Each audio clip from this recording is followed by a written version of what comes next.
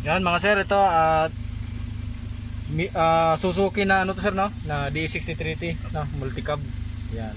Ang issue nito mga sir, blackout yung panel gauge niya, hindi gumana yung speedometer, tapos yung LCD display niya, yung sa fuel tsaka sa odo, yan, wala rin, blanco rin. Yan, gawin natin to mga sir. Taga dito lang din sila ni sir sa sa Dasma. Yan, naandar yan mga sir, pero wala, oh. Yan, walang display. Buksan natin to. Yan, ito mga sir yung panel gauge ng Suzuki na D63T Multicab. Yan. Akala ko taga Dasma lang sila ni sir. Di pala, galing pala sila taga Nueva Vizcaya pala. Gawin natin ito mga sir kasi uwi rin sila ngayon din. After ito, balik na rin sila agad ng ng Nueva Vizcaya. Yan.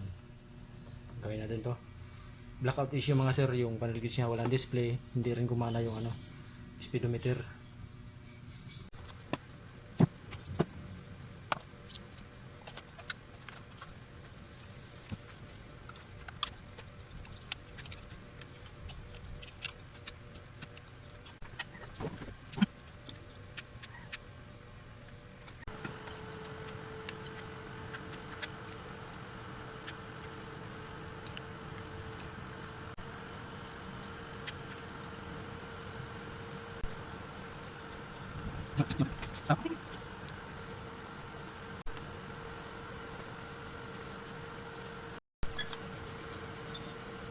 Yan mga sir, after repair, i-assemble na natin to para ma-testing na natin actual dun sa unit.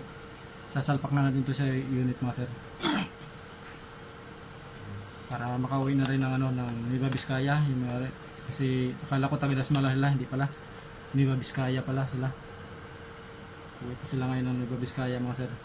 Kakabit na natin to. Sir, yung speedometer gana na rin yan. Gana na po yan. Apa.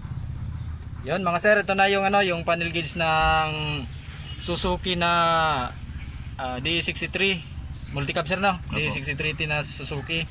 Meron na. Yan, meron na. Basement. Blackout issue mga sir, after repair goods na.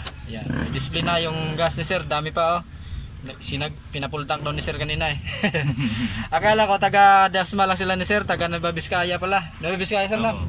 Taga Nueva Vizcaya pala, uwi pala sila ngayon doon. Start natin sir, ha. Yan, goods na mga sir, ayos na. Minor lang naman yung issue ng ng panel gauge sir. Sa mga ganitong issue, mga Suzuki na D63T, yan, kaya natin yan gawin. Yan, maraming salamat.